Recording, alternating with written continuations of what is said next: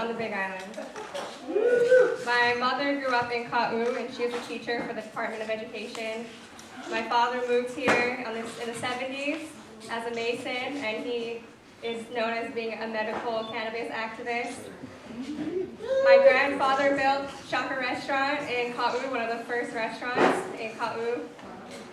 I grew up here, and I will live here my entire life, and chances are I will breathe my last breath here. I grew up poor. I grew up at the end of Pikake Street. We were the second family to buy land on that street in Fern Acres. Growing up in Puna, I see now from traveling across the mainland into other countries that I see a blessing of good fortune to have grown up here. And I'm proud of where I come from. I'm proud and I'm willing to stand up for my community. I see how poverty plagues us and translates to meth and crime and struggle. And being one of the poorest districts in the state, we have to take special care and work extra hard to make sure that our needs are being addressed. My commitment to making a positive impact in Hawaii has influenced almost every major decision in my life. Upon graduating Keao High, I joined a club on campus, Global Hope, where we worked on food and energy security and getting big money out of politics, social and economic justice. I volunteered for Peaceful Sky Alliance, where we worked on making cannabis the lowest law enforcement priority, which more people voted for this than voted for the mayor that year. I led a 2-year campaign to preserve public peace access. I helped pass a bill that would implement Hawaii's first clean elections law, helping to get big business out of money, because I believe that elected officials should not be beholden to anybody but the public. On Kauai, I worked with hunters, hippies, fishermen, teachers, nurses, doctors, and Native Hawaiian groups, and I led a campaign to help pass a bill that would protect children from agrochemical pesticide spray. Where children were being sent to the hospital, they were collapsing in schools, and their environment was being devastated, and we won. Point being, I am not a politician. I am an organizer. I work with the community. I have a grassroots record of working with people and for the people, and every campaign that I have led has seen success. Thank you.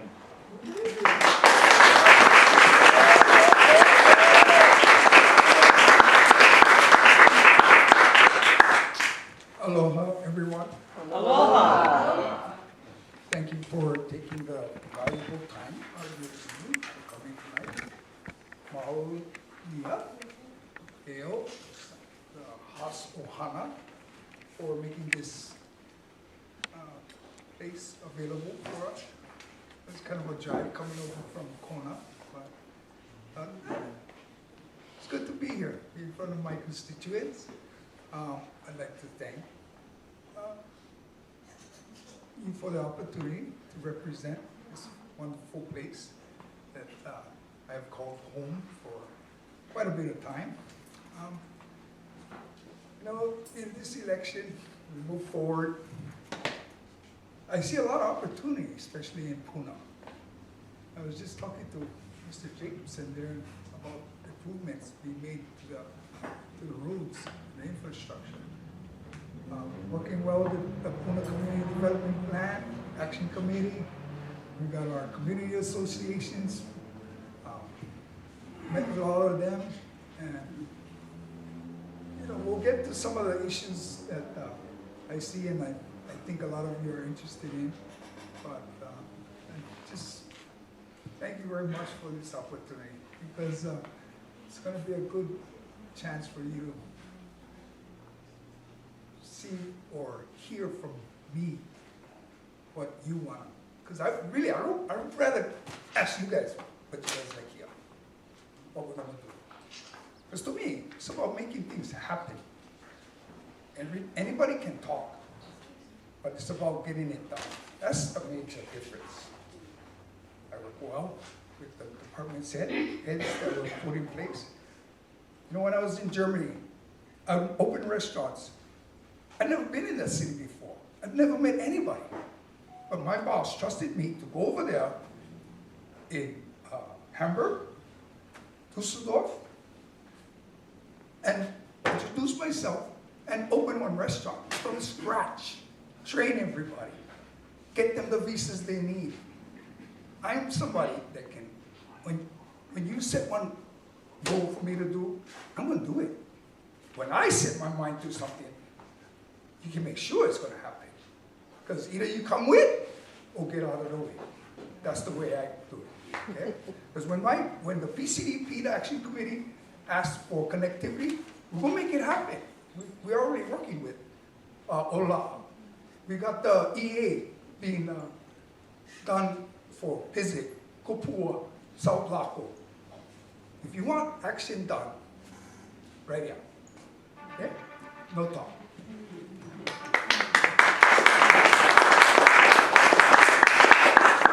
Okay, so we'll start with you, Jen. You can select one of the topics from the audience, and then you'll have two minutes, and then Danny will have 1 minute to respond.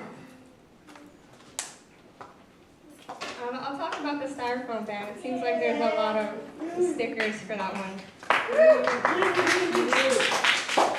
And I think it's important to everybody here. I testified in favor of the styrofoam ban because it's a toxic product, and it was responsible legislation that would take a toxic product out of our food system that was proven to be leaching into the food, and it's poisoning people. And it's a real ethical decision. And not only is it poisoning people, but it's poisoning over 500 species of fish and wildlife. And I've gone to the beaches, a surf rider, I've cleaned, and there are styrofoam specks everywhere. Fishermen are reporting it in the fish. And while it may not be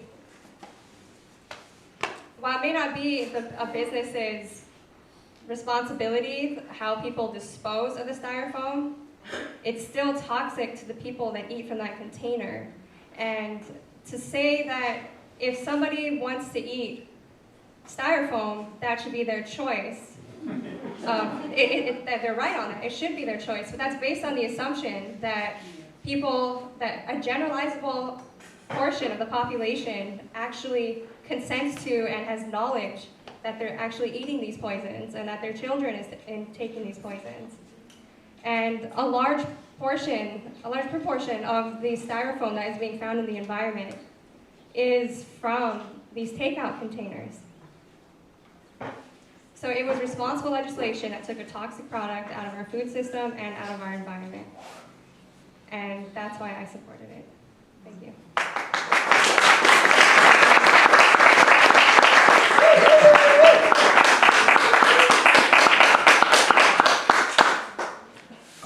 I have 1 minute to respond, so I'll try to be as quick as I can. Polystyrene, food-grade polystyrene is safe. Now, styrene is in coffee. Styrene is in cinnamon. You know, I wasn't really educated about this, but when the topic came up and I had to do my research, I found out a lot about styrene. Polystyrene, styrofoam, the difference between the two terms that were tossed around, how you would recycle styrofoam, how it's safely recycled, but that's not what I'm going to get to. It's about the legislation. My opponent is saying it's fair. I don't believe that, because it targeted the food providers, but I could go down to Walmart, continue to buy thousands of pieces of polystyrene, anybody could have. And it would continue to get in our water. That's not the way. I have a task force that's being formed with Wildlife, Surfrider Foundation, all the stakeholders. I believe in getting people together to solve the problem, not divide them. Thank you. Okay, at this time, Councilmember Paleka, you can choose one of the topics that you'd like to answer. Oh Oh yeah, I'll continue on the styrene stuff a little bit before I change on the topic. So we're not over. It's not done. You know what I mean? You let me committed, then be committed. What about Big Island Sustainable? They're going to be on the task force too. What about building a facility here that makes a better product? Okay? Germany, green dot system. Why we cannot do something like that? You really committed to getting styrofoam out of the ocean. You got to start small and scale it up to the federal level, because that's where it's going to get United States to stop doing styrofoam and create better products, like the EU does. Okay? Okay, so now. That's not always, is it? Yeah. You need to choose a question and have to answer it quickly. What? Is it my time? I get to change? I get to choose my questions, right? You picked the same topic. You picked the same topic. So do you have more to say about that, or maybe, I don't know. So now You have, Jennifer you gets to have say 1 minute left. About styrofoam. Oh, it was styrofoam. About styrofoam. Oh, about styrofoam? Yeah. Oh, you want me to go 1 more minute on styrofoam? Okay. So let's continue on what I believe is going to work. So we get Surfrider, Wildlife Foundation. We have Mr. Yamada, from the producer, who's actually doing it. We have people from KTA that are also interested in being on the committee. Myself, Juka Nuha, and some other individuals that I think when we come together, we'll come up with a solution and a better piece of legislation that doesn't target one segment of our population and make them responsible for what we all should be responsible for. Thank you.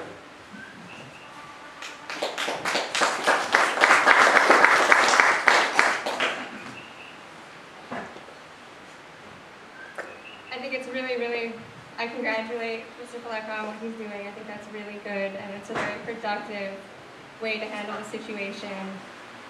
And I also believe that I would still support the ban. It's still a step in the right direction, and we can continue to work on efforts that the county wouldn't have jurisdiction over, which would be the federal and state laws that regulate the sale of styrene in grocery stores.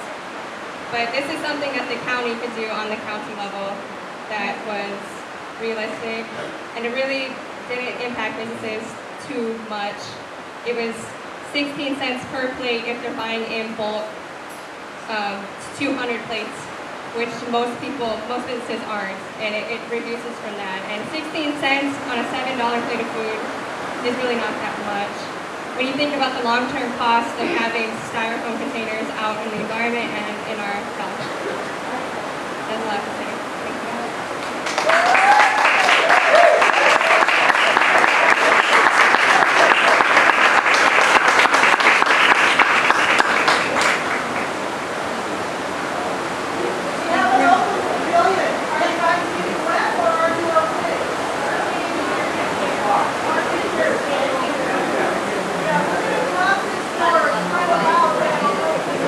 Yeah, so it's going to be loud as the wall comes down, but then it'll make it easier to hear inside.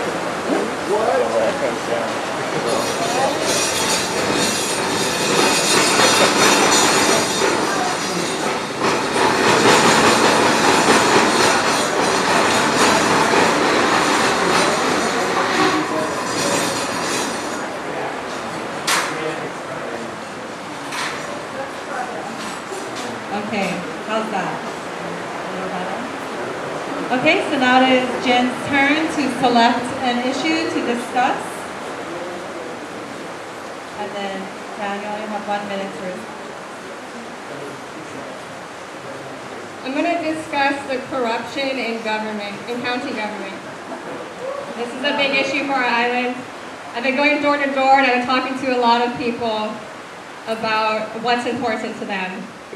And this is a big one. The situation that our county faces with our mayor, it's kind of a hush-hush situation, but it's something that needs to be talked about. It shouldn't just be dealt with behind closed doors.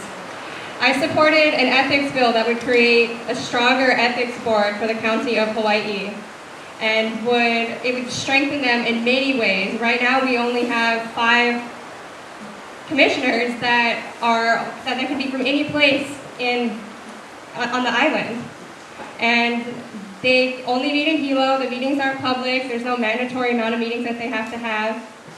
And this bill would create 9 members from each district that would have to meet in Hilo and Kona and have public hearings.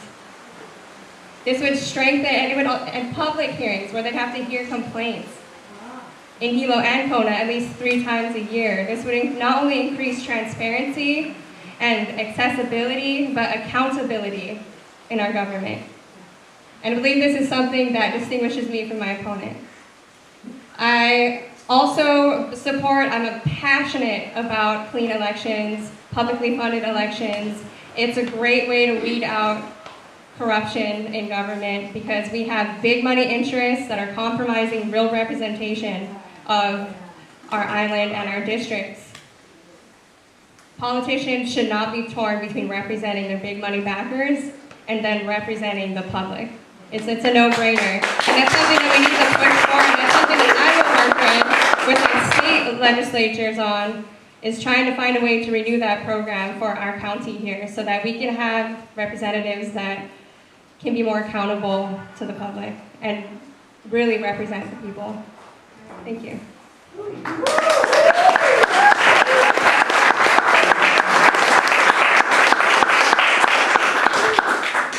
1 minute? Okay. So corruption in our government. Okay. So at this point, if we're going to talk about Billy, he's going to be adjudicated the way everybody else is. Okay? A fair trial. So we'll see how that goes. Everybody's entitled to that. It's our constitution that holds it right, right? Right. So it's not my job to do it. And it's not the council's job to do it. So I'll leave that one at that. In terms of funding, or, for myself, I can say my funding comes from local business people, comes from local people here on the island. It comes from unions, working people. I represent the working people very, very aggressive. And the unions know that. Why? Because it's important.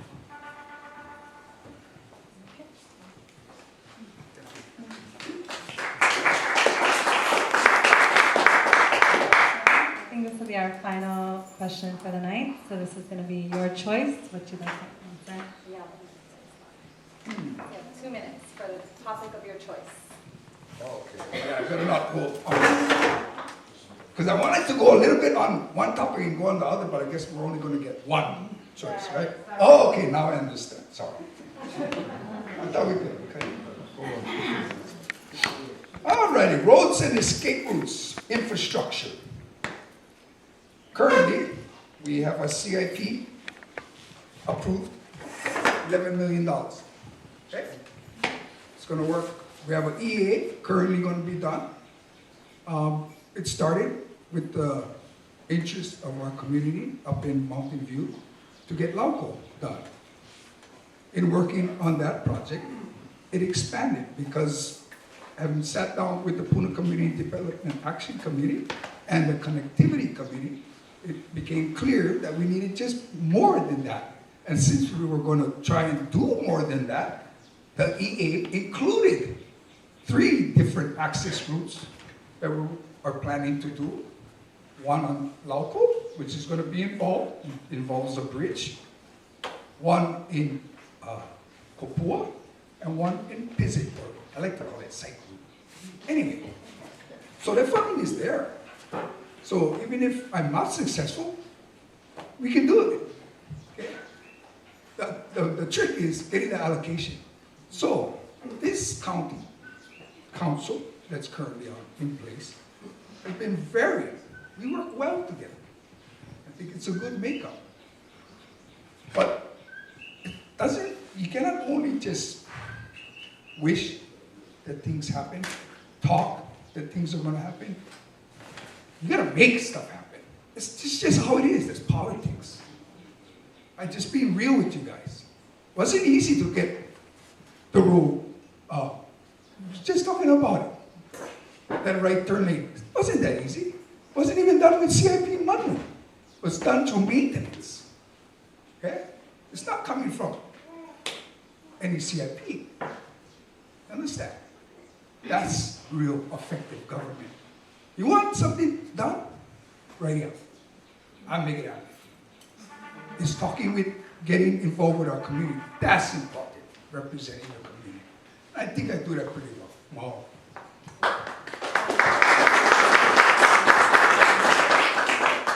I am in full support of the connectivity plan. I think you did a really great job on that, and I applaud the efforts. It's really important to our district.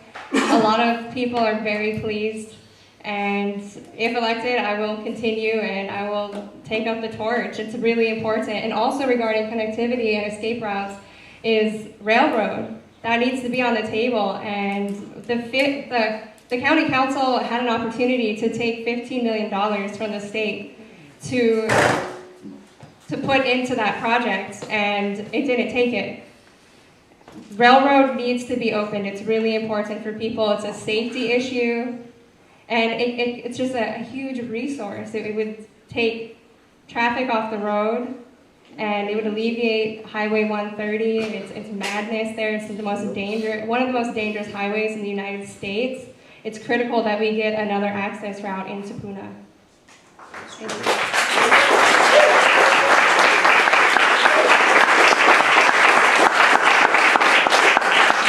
Okay, at this time we'll have our closing statements. Each will have 3 minutes. This time we'll start with.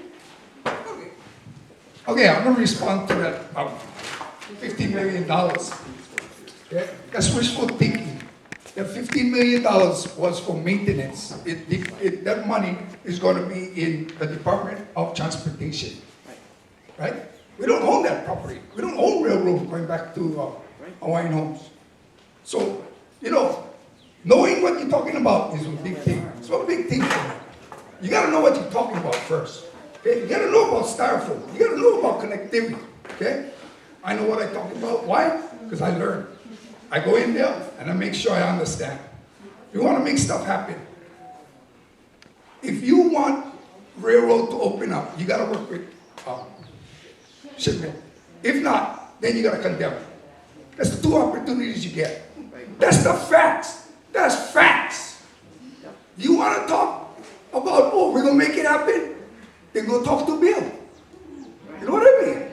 Talk to the man. Man, I'm not afraid to talk to anybody.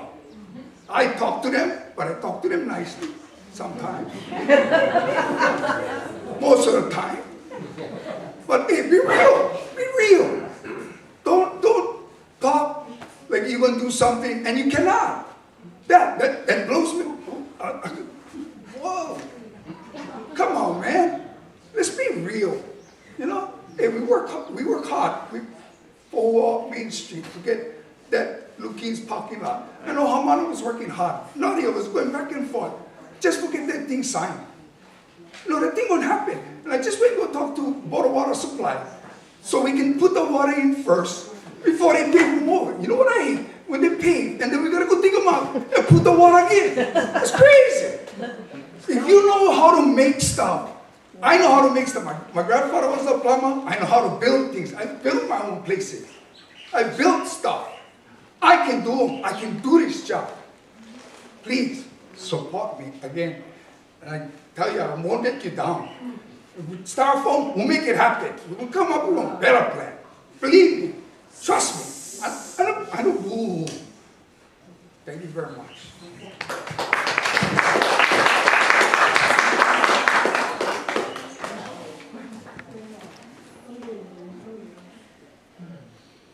Okay, I am an old-fashioned candidate. I believe that elected officials should represent the people and not small private interests or big private interests or small people that have a lot of potential interests. I believe in honest, transparent, and accountable, accessible government. How I'm running this campaign is a reflection of how I will represent Puna.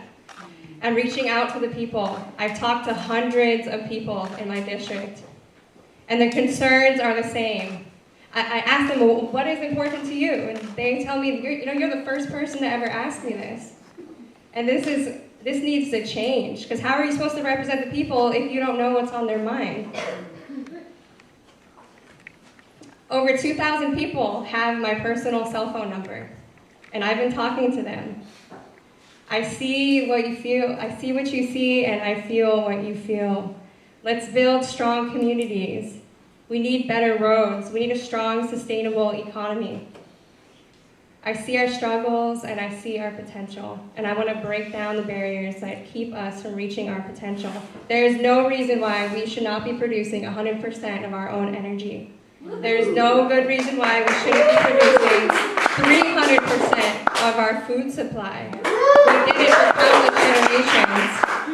I believe in a big island that has a thriving, local, diverse, strong agricultural economy that produces safe and clean food, like it did for countless generations.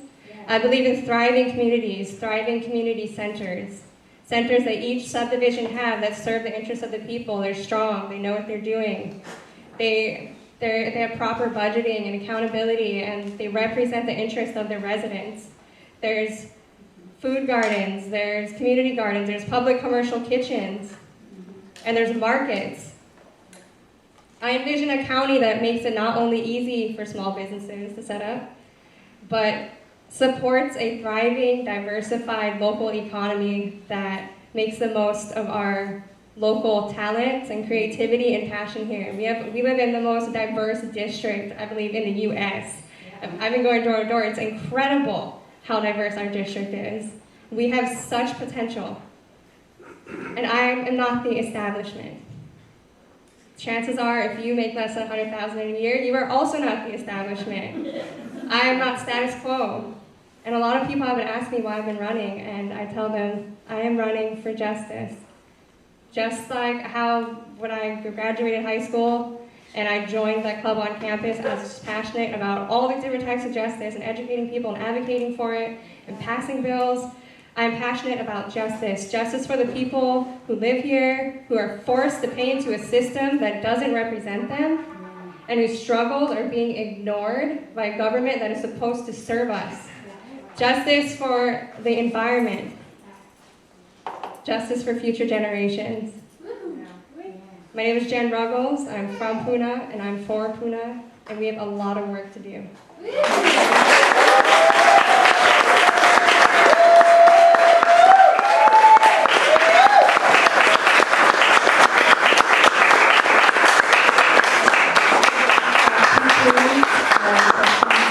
I'd like to thank all the candidates for coming out tonight.